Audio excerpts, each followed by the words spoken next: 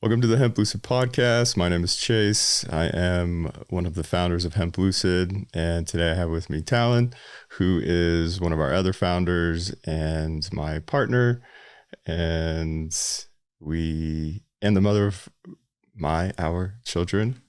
We have two beautiful kids, and if we look a little tired and run down, we have a 2-month-old at home that does not sleep currently. So, Yeah. So we're excited to do this series. You know, this is something we've been wanting to do for a long time. And you know, this is going to be our first episode in a series of long episodes. We should have a episode coming out every week for really the rest of 2026. So we have a lot of exciting things to talk about, a lot of really cool guests that we're going to be bringing on. And today's episode, we are going to talk about the founding story of our company, Hemplucid. So, all right, here we go. So Hemplucid, we have been in business 9 years. Right, 9? Yeah, 10 years in June. 10 years in June, which is insane to think about. We've been doing this 10 years. But yeah, so the story is, my background is, I came from the fire science world. I'm originally from Colorado, moved out to Utah for school, came out here, graduated from UVU, went through their fire program. And at the time it was like the number 2 rated fire academy program in the entire country. So I came to Utah, got my bachelor's in emergency management and fire science, went back to Colorado, worked in Colorado for a little bit, worked in a small town in northern New Mexico, working on an ambulance for over a year, and ended up realizing that I didn't want to be a fireman, and that I felt like I had a bigger calling in life. And when I was working, I got to see a lot of trauma, but a lot of issues with our kind of the structure of our healthcare system and also our culture, the damage that pharmaceuticals did to the town I was working in. And I had some really intense calls that just kind of like woke me up to like, hey, you're kind of just a spoke in a wheel, and your calling and your purpose is bigger than this. So I left New Mexico, moved back out to Utah, ended up living with my old college roommate, Nate. And at the time he was working at eBay. And we moved in together and started this little eBay business. We were selling little trinkets on eBay and Amazon, like little vape shop, smoke shop trinkets. And we were looking to expand our business. So we decided to go to Champs Trade Show and look for other little like vape smoke shop items to sell on our online business. And while we were there, there was a company, one of the original CBD companies, called Hemplucid PX, and they were selling CBD vapes and CBD tinctures. And at the time, we were like completely shocked, and we kept asking the guy who was there, his name's Jason. We're like, how is this legal? Like, this is like CBD, is it cannabis? It's like THC, marijuana. And he kept saying, he's like, it's from hemp. It's legal. It's from hemp. And Nate and I were like, we don't understand. So that night, we went back to the hotel and started doing research and realized the Farm Bill, the passing of the Farm Bill allowed for these hemp products to be sold. So next day we went back, bought a bunch of product, went back home, listed it on our shop, and we started moving a ton of these CBD vapes and CBD tinctures. We were selling, I think we were selling for like 3 to 4 months, and we were doing really well. You know, we were doing eBay, Amazon. We were just starting to sell on Etsy. And that's when just overnight, all third-party websites stopped selling CBD products. So pretty much killed our little online business overnight. And so Nate continued to work at eBay. I went back and was working Wildland Fire with a local hand crew, an engine crew. And then about 6 months later, I ran into a guy here in Utah who was selling CBD products. And I was still really interested in CBD after our online store got shut down because of the amount of like testimonials and how much positivity was coming from people that were taking these products. It was really wild to hear what people were using these products for. So I stayed interested in it and ended up finding a gentleman here in Utah County who was selling CBD products. And I went and talked to him, and him and I hit it off. And I actually ended up working for him for about a year. Really, it was more of like an internship. I wasn't getting paid. I was just working for this dude. Learning about CBD. Yeah, learning about CBD. And, you know, he really taught me a lot. And, you know, he taught me about like potencies and purity. And I started to learn a lot about the extraction technologies and, you know, where this stuff is grown from.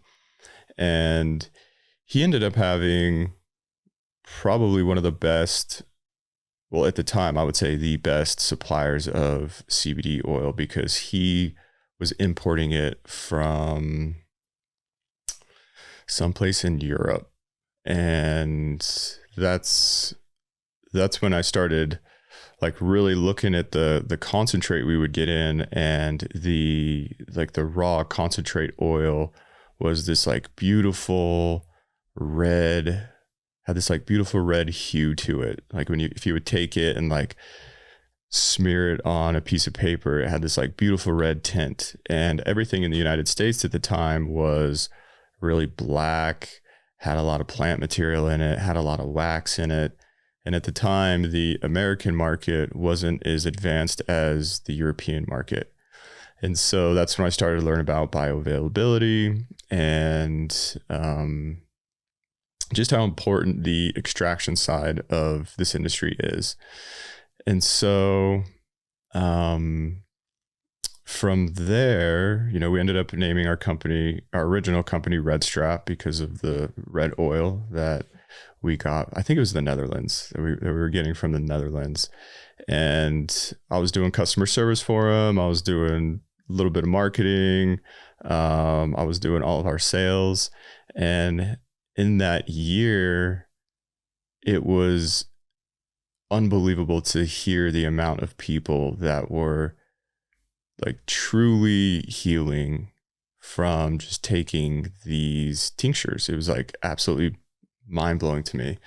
So I started taking the product, and I also started to see big changes in my own health. You know, my physical body was really hard on my body. I mean, 9 years of fighting wildland fires and a year lifting people up on gurneys. Like I have a lot of aches and pains. And so CBD was changing my body physically. It started to change my mind as well. And one thing that was really interesting is during that year, I was doing I was doing a lot of demos. And so on the weekends, I would work at all of the health food stores that ended up selling our product. And the to this day, this is still like the best part of like what we do. And that is to give these products to people and then watch them have a physical transformation right in front of you.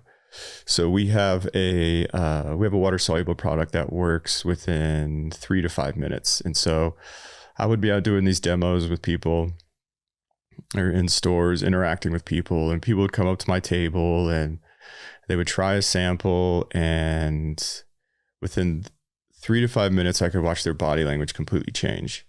And as soon as I would see their body language change, I would then ask them like, hey, how are you feeling? And the coolest thing would happen, because they would be thinking and feeling of like, oh wow, this pain in my shoulder or my back or my knee or my headache's gone or my migraine's gone. And I witnessed this hundreds, up probably now thousands of times with people. And it's so interesting because I think one of the most powerful things with CBD and these products is there's this thing that's happening that is connecting the mind to the body. And when people who have not found relief from any of the pharmaceuticals that they're taking all of a sudden take this little this little drink or this little tea or like little dropper of this product, and it has that type of impact on them, it would leave them like confused and shocked. Like they couldn't believe that this dropper of a product could have that type of impact on their health. And I mean, we've seen some wild stuff. I mean, we were at a market one time, and you remember the guy that had that like full-blown spiritual experience in front of us at Freedom Fest? And, like, he took the product, just had this full-blown spiritual experience, went home, grabbed his guitar, and then like came back to our booth and just started like singing to us, like serenading us with these songs. But it's been, I mean, it's just been amazing to watch, like not only like our transformations, our family's transformation, but then just at this point, hundreds of thousands of people that we have been able to help. And so, so that year, doing demos, doing sales, doing customer service, really started to understand the industry. And at that point, the business started to really grow. And the guy that I was working with was a little shyster. And so him and I split, and I hired in that split, I took one of the graphic designers, and him and I really started Hemplucid. And as fast as the company was growing is when I started to bring on Talon, her sister Saren, and then my buddy Nate. And so all four of us are founders of the company. Saren, she has decided to move on and is working to become a shaman and a psychedelic integration psychologist.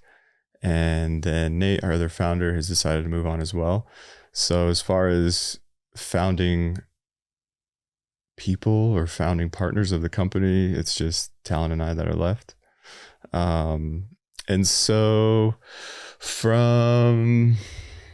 it was really fun. 2016, 2017, 2018 was just the heyday of the industry. Our company was growing like insane, and just, it was a rocket ship.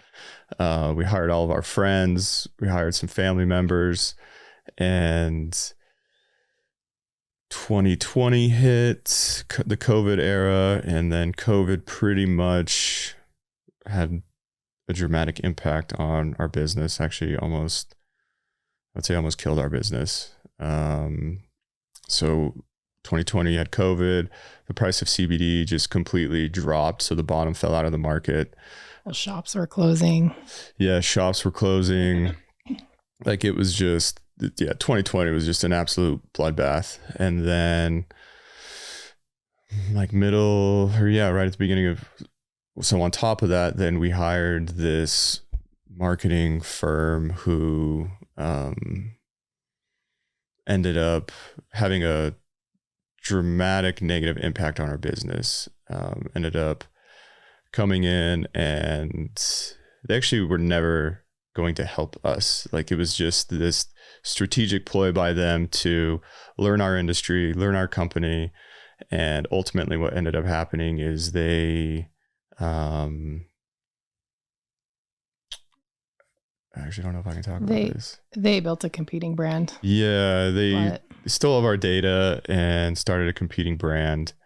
I actually don't think I can legally talk about it from the agreement I signed. Yeah. So you might have to edit this part out. Yeah. You have to edit that part out. Well, I feel like we should go back a little bit, kind of before 2020 and talk about how Hemplucid was born. We talked about Red Strap. Mm-hmm. Obviously we were going to different shows and markets, and we were at every market in Utah we could think of. They do a lot of free markets in the summers here. And, at the time, the industry was really like heavily focused in this like cannabis packaging. Everything was black. Everything was like sort of looking like marijuana packaging. And and it just was kind of a field we didn't really vibe with. We were familiar with cannabis, and it's not something we're afraid of, but you know, we really wanted people to understand the benefits of hemp over just marijuana. So that's where we, and the graphic designer Chase was talking about, came in. And we used to, when we'd go to these shows, we'd put all of our products in clear bottles. So we could show the purity, we could show the potency, because these other oils did have all of that plant material. They were waxy, they were grainy, they just looked weird. It didn't look like something you wanted to ingest. So our products were very clean, very clear. So we'd put them into these clear bottles and bring them to shows and show people like, look how clear it is. Look how beautiful it is. Yeah. And that's where our designer was like, I think we were actually at a show. I think you guys were at a show. You and Nate were at a show, and Sarah and I were at a different show in Vegas or something like that. Yep. And I got a text message that was this new packaging with Hemplucid. And I was like, oh man, that's like a beautiful brand. Somebody got it, right? And he was like, no, that's us. And I was like, what? Yeah. So we started packaging all of our products. At the time was just tinctures. Tinctures, and I think we had a topical at the time. But we put them all in clear bottles, clear labeling, and Hemplucid was born from that. And that's where it just started to skyrocket, was our vision, your vision. These stories, these incredible stories of healing that we were hearing from people. It was giving us purpose. It was giving us passion. And I came from a corporate world where I was on pharmaceuticals. I wasn't happy. I had to commute to work, and I was like always grumpy because I was traveling in traffic and I hated it, and I'd come home angry. And yeah, Chase was like starting to feel this this industry out with hemp, and just it lit him up. And from there, it kind of sparked in all of us. My sister and I ended up moving in with you and Nate. And it kind of turned into this thing where we all started taking it. We were all using hemp and other plant medicine to start healing our lives. And yeah, it just started this big thing within us, and the results we were seeing from other people. I mean, Chase was like the CBD guy in Utah. We'd hand deliver it to people's houses in Utah. It was nuts what we were doing. Yeah, it started to really, really explode. And because of, I think, our ability to kind of reduce the stigma of cannabis and the way that we were marketing it, the way that we were branding ourselves, branding the products, it really opened up a lot of interest and a lot of people that were willing to take it and try it. And it built a lot of purpose with all of us, all 4 of us. It was just like, wow, this is helping. Like, not only is it helping us, I mean, I had a huge transformation. I was able to get off pharmaceuticals and these things that I just felt I was dependent on for years, that, you know, I haven't needed to take in over a decade because of CBD products. And so it was really cool. Just the the whole beginning story of how it came to be, how we all came together and just launched this amazing product in an industry at the very, very beginning of an industry. Yeah. Yeah. When we started, it was kind of like the second wave that the culture adopted. And so, yeah, it grew like wildfire. And, you know, all 4 of us living in the same house, we were it was just nonstop like work. There's a couple of years there where it was just complete work. Yeah. And we'd get home, we would work. And it was, you know, really, I would say that's why we became so successful, is because, you know, it was like this cool experiment with, you know, 4 founders living in a house, going through these experiences together, and like she was saying, like really gave us purpose. Because like during that time, we were also going through our own awakening. So, you know, our own spiritual awakenings. And during that time, when you start to, you know, see through, you know, I guess you could say, see through the illusion of this reality that has been constructed for us, that has really been built to just extract our health, our wealth. And when you can see through that, and, you know, seeing through that, and then having a product that could help other people also see through that and start them on their health journey, and to start to, have them start to taper off of pharmaceuticals. I think that was like the biggest, like, momentum and energy for us, was like, oh my gosh, there's this natural thing. The United States is, I think it's like 5% of the world's population, but consumes 60% of the world's pharmaceuticals. Like, our culture is overly medicated. And I think even like today, I think a lot of people are starting to wake up to the issue we have with pharmaceuticals and the overprescribing of pharmaceuticals. And so, yeah, I think that was like kind of one of the big, like, yeah, absolutely. And you even talked about it earlier. Like, we started noticing CBD was connecting people, mind and body. I mean, when you're in pain, you dissociate. You're out. You're totally. Like, I don't, all you can think about is pain, right? So it's like, you can't even live life normally. And people were taking these products, they were connecting to their body again because their bodies felt good. And yeah, it was just like, I still get goosebumps talking about it.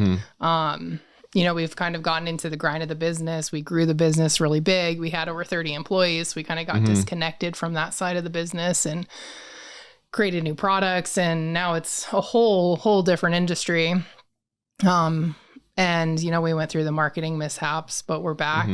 We're back. We're doing marketing our way. We've started with a new agency. We're doing podcasts now. Like, we really want to get our voice into it, our experiences into it, the history, why we're doing what we're doing, because it's important. And, you know, there's a lot of things going on in the industry just recently with the hemp ban. It's a big thing. So, yeah, there's a lot to talk about. There's a lot of information.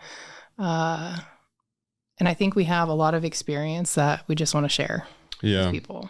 Yeah, we do. Yeah, do you want to go back through like 2020 up until present? Yeah, like I think we should definitely talk about the industry changes since 2020. Like you said, 2020 was a hit. Yeah, 2020 was a hit. It's like we had 30 plus employees, bottom of the industry fell out, COVID shut down a lot of business, and we went through this massive lawsuit, which, you know, we finally ended. We were we were the plaintiffs. We weren't getting sued. We were suing somebody because they really damaged our business and actually almost destroyed our business. I would say it's taken us since 2020, probably up until the beginning of this year, we actually finally recovered again. So we're definitely back on the up. The industry has changed a lot. I would say after 2020, the industry kind of morphed and changed into like D9 products. Mm-hmm. Intoxicating products. Yeah, intoxicating products. The kind of the vape shop, smoke shop, just cannabis people in general are like really creative people. And the industry ended up finding loopholes. So 2020 from 2020, it was just all intoxicating high D9 products. And that is why up until recently, the government funding bill that Trump just signed last month, they put in legislation to essentially kill the industry. I mean, as of right now, if the legislation stays the way it is, then the hemp industry will be no more come November 10th of 2026. So it is unfortunate because a lot of the bad actors were taking CBD and converting CBD into all of these different synthetic cannabinoids, which, I mean, I agree. I don't think those products should be on the market. I mean, we're talking like HHC. Yeah, THCV, right? THCP. There's a list of synthetic cannabinoids that, are pretty intense. Like there's a cannabinoid that will keep you high for 3 days, which it's like, those products shouldn't be out on the market being sold at gas stations for, young, I would say people under 21. And that's where kind of the industry has gotten a bad rap over the years is, there's a lot of money to be made in this industry and a lot of people are taking advantage of that. And I would say similar to what you're seeing in the medical cannabis space where, medical marijuana, when all that first started coming out, it's like the goal was to produce the highest concentration of THC flower or the highest concentration of vape cartridges just to get people as high and send them to the moon. And that kind of energy transitioned into on the hemp side where that's what the hemp industry was doing as well. So it's definitely created, kind of a black eye on the industry, and the industry does need to be regulated, but with the current legislation, I mean, they're going after it all. Yeah, they killed the entire industry. So, I mean, we're even talking about topicals. Like we're not even going to be allowed to sell topicals, CBD tinctures, CBD gel caps. And, we are a CBD wellness company. We have some D9 products, but we really pulled back on the THC on those and made them more like a functional product instead of a product just to like get you blasted. Well, not only that, but all of our products, with the exception of the THC products, would take an exceptional amount of like taking the product. Like you would have to take far more than one serving to feel any sort of intoxication from them. Like our tinctures, we're talking, like half a bottle, and you're not going to spend as much as you spend on a bottle to try and get that like intoxicating high effect. Right. So it's really unfortunate because from what we see, what I see, like I'm working with customers currently, now that our company is downsized, and we're talking a lot of people over the age of 45 using these products for pain, for sleep, for these issues that they are not getting benefit any other way. And all of it is just going to be taken away because of this hemp ban. And that's the really sad part, is these bad actors have tainted an industry that is absolutely skyrocketing because it's helping people heal. Yep. Yeah. Yeah. It's weird to think that grandma who takes a gel cap for her pain and uses one of our topicals on her knee could potentially be a Schedule 1 felon by the end of 2026. Right. So yeah, I mean, let's get into the hemp ban a little bit, because I think one of the reasons why actually the hemp ban was one of, I would say, probably the last nudge we needed to like really start this podcast, because once it went into effect, our customer base is pretty much, I would say 80% of it is people over 40, 45 years old. Which is kind of cool. I mean, I think that's awesome that the boomer generation has really dropped the stigma of cannabis, and are really like taking these products to heal. And I would say that was kind of like our mission in the beginning, trying to get like 1 million people to get off pharmaceuticals to take our products. That was like our mission and our goal. And it really morphed into that. And I think it's awesome because the boomer generation, it's like our parents' generation, the boomer generation, like they didn't grow up with the internet. Mm-hmm. And so it was like, they didn't have the internet. Like the onslaught of propaganda regarding the war on drugs, which has been a complete failure. The whole just say no from the Reagans, and to have that generation like deprogram their mind and take these products is just, I think it's a huge, let's say just like a huge testament to our culture, and how I think ultimately what it comes down to is people want to heal, people want to feel good, people don't want to be in pain. And the Western, I guess you could say like the Western healthcare system has left that generation with very little relief. And, we're seeing an overprescription of people in that generation, and they've been able to, see through the illusion and say, hey, you know what? My doctor isn't providing me with anything that is actually helping me heal. And it's like, I've been able to see that with my own parents, and that generation, the doctor is the ultimate authority. I'm pretty sure the doctor is like the pinnacle of authority in our culture. I would say even more so than like religious people. Yeah, I was going to say it's like doctors and religion. Yeah. Really, like those top two.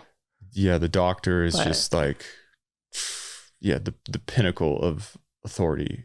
And so when the doctor isn't helping you heal and ends up putting you on all of these prescriptions that end up harming you, then I would say that generation or those people start to like look for other solutions.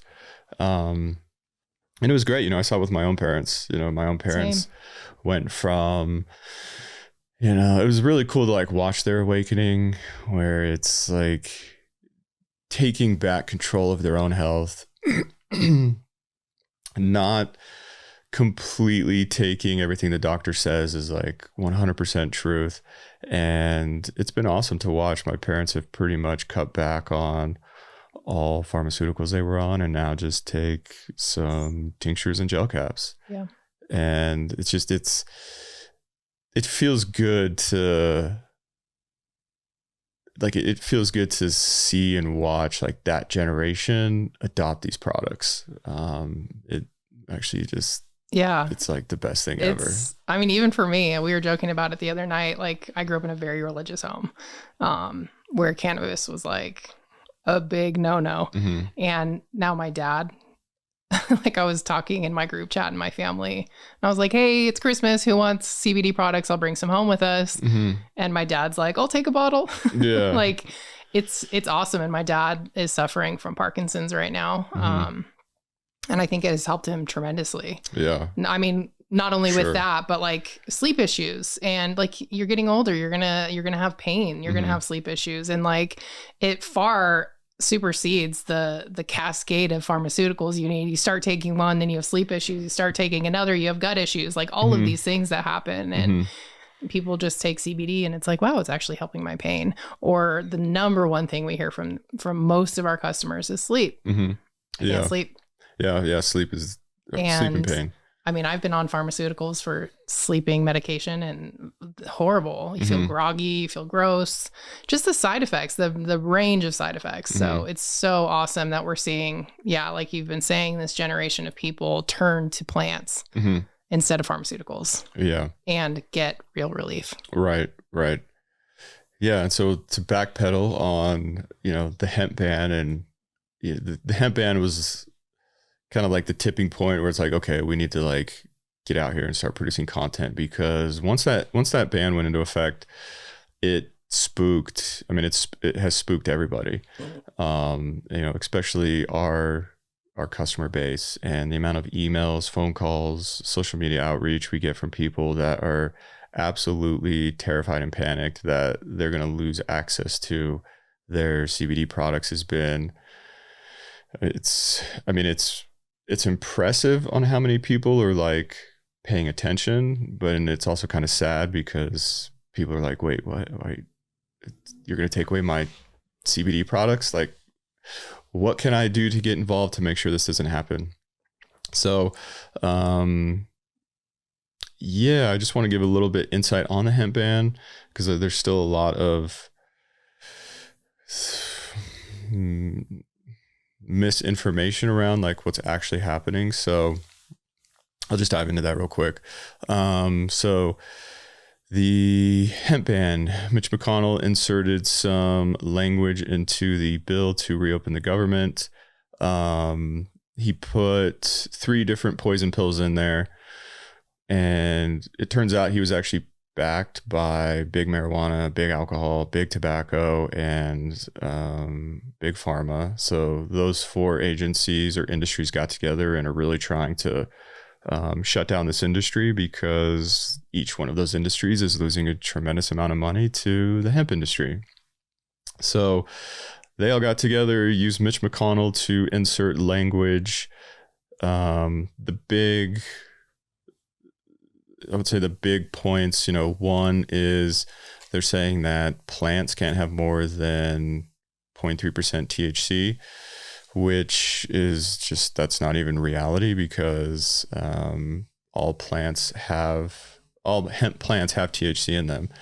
So they inserted legislation there to where it kills the farmer and kills the ability to grow hemp.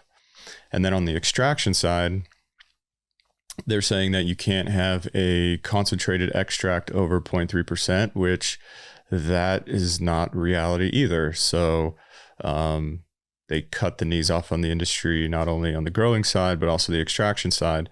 And then on the brand side, they're saying that you can't have more than 0.4 milligrams of THC per container, which kills 99% of the products in the industry. Yeah, like to put it into perspective, our strongest tincture is a 2100 milligram CBD product per container. And I think that's 1.5 milligrams of THC per serving. So that wipes it out. I think our lowest, it's like 0.5 milligrams of THC per serving. So very, very minimal. Right. And again, nothing that's going to be intoxicating, but that's being made illegal. Yeah, and it's 0.4 milligram per container, not per serving. Right. So it's like, it's just... Right. And we do have products that are THC free, but nowhere near as effective as the whole plant, full spectrum. Yeah, it's like they're really going after the full plant, like the whole plant, full spectrum products, because the efficacy in a full spectrum product is far superior than just a CBD isolate product. And, I think they know that, and that's why they're trying to remove it from the industry, because the healing that is taking place way too effective. It's way too effective. So and it's impacting those industries. Oh yeah, huge. Alcohol. I mean, one of the biggest things we see and like we've actually developed products for is the alcohol, the alcoholics, people that have issues with drinking too much. And people are turning to cannabis. People are turning to hemp. Yeah. Alcohol industry is a big one. Yes. So for the hemp ban, the next step currently, HHS, so RFK, his department, HHS and FDA have 90 days to come out with a list of synthetic cannabinoids and naturally occurring cannabinoids. So what they're going to say is the synthetic cannabinoids are going to be illegal. The naturally occurring cannabinoids will still be legal.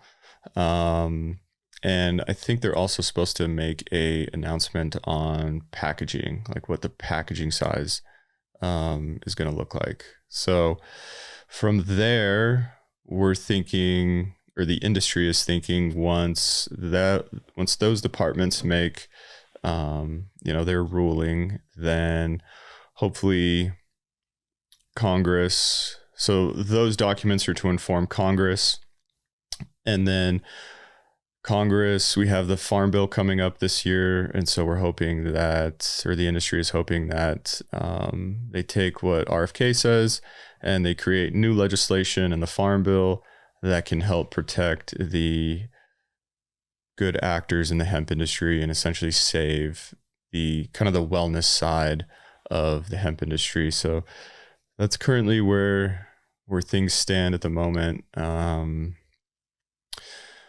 There is some movement in the industry to introduce a bill to prolong or essentially give us another year to like readjust, because you're to shut down a $24 billion industry that employs over 300,000 people, just to give that entire industry 1 year.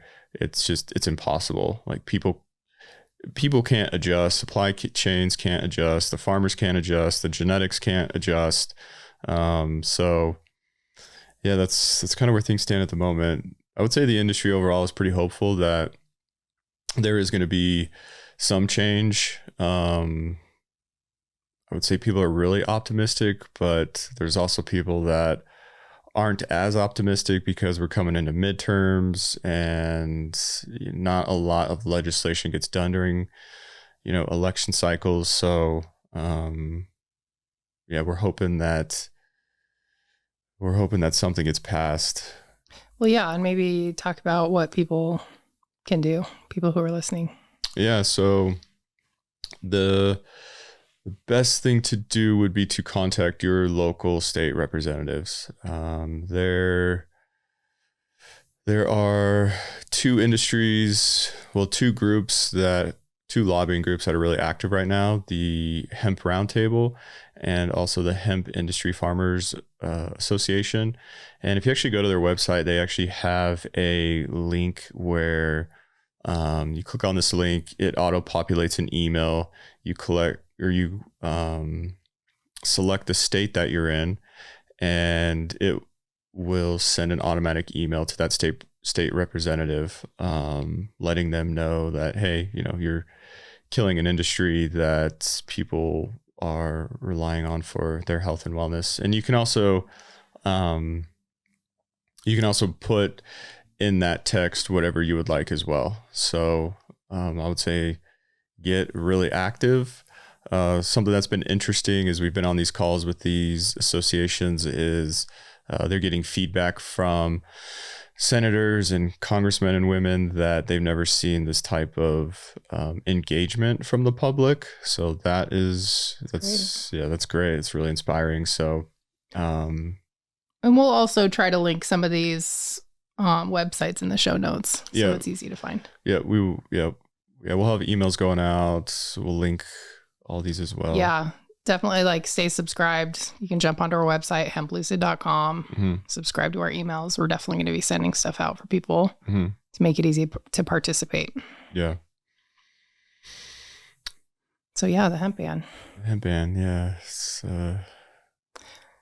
needless to say, it's been a very crazy journey. Starting a business in the cannabis space. We joke a lot, like, man, next time we're going to sell t-shirts. Oh yeah. Because the regulations, I mean, every state has different regulations as far as what you can sell, what the packaging looks like, how much THC can be in each serving. It's really a bloodbath in the hemp industry. Yeah.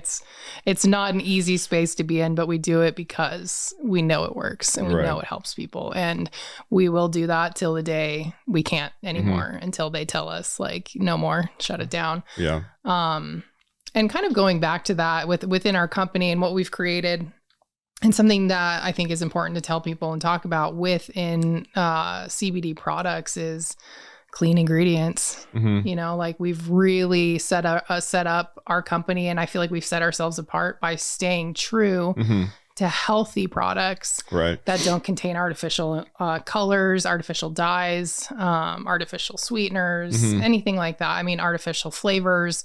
We keep it all natural through and through. We've had internal company meetings where people have fought us on that because of the cost of ingredients that are real. And we will stick to that again till the day we die, because these products are helping people heal. Why would we offer something that doesn't have the top highest quality ingredients? Right. So yeah, these are wellness products, you know, these wellness products, cannabis supplements. It's pretty shocking to, like, even just to go to a dispensary, pick up a pack of gummies, you look at the ingredients, and there's an insane amount of sugar, all the dyes that that HHS recently just made illegal. And it's so mind-blowing that you go to a medical cannabis dispensary or recreational dispensary and you pick up products and you look at ingredients, and, you know, these products that are medical products have ingredients that are carcinogen, toxic, damaging to your health. So, I mean, it's kind of funny in a way, because it's like, okay, the medical industry really hates the hemp side because we're taking business from them, but it's like, man, you guys are medical cannabis. You shouldn't have ingredients in your products that are deemed to be extremely harmful to people. And like Town was saying, you know, we're like, our gummies, I would say that's the biggest challenge. You know, our gummies are flavored and colored with fruit juice extract and concentrate, so nothing artificial. And it took a long time to work with a manufacturer that would use real fruit extract and concentrate for flavoring and coloring. I mean, it was actually pretty shocking to like go through a number of manufacturers that didn't want to put natural whole products in our gummies. Right. And I think a lot of companies use those other artificial flavors because cannabis has that very strong, potent, almost bitter taste. So it's like, yeah, let's take this sugary gummy that tastes like whatever, blue raspberry sugar. And we've been really fortunate. I mean, we've made a lot of upgrades to our gummies, but kind of speaking of that, like, our gummies, they're a really cool product that we've created on top of, you know, starting with the tinctures, starting with the topicals, and really expanding our line into the wellness space by creating really good gummies. Oh yeah. And they're so good. Yeah. Going into the more targeted benefits, sleep, focus, stress, and creating gummies that we pair with functional mushrooms. So that's been a really fun project in our company over the last few years, is getting into that side of including not only cannabinoids, which are wonderful, but also specific cannabinoids, things like CBN for sleep, CBG for focus, mixing those with the functional mushrooms like reishi, lion's mane, cordyceps, and also herbs like lemon balm, valerian root, ashwagandha, just amazing products. So we've been able to really expand our brand from cannabis, CBD, into wellness. And that's been a huge shift for us in the last few years. And it's been fun to expand into that. Yeah. Yeah. The combination with cannabinoids and other adaptogens like mushrooms and other herbs, it's like those three ingredients together create this like just trifecta of such a intense product that works so well. The foundation of our company is still tinctures and our water soluble technology.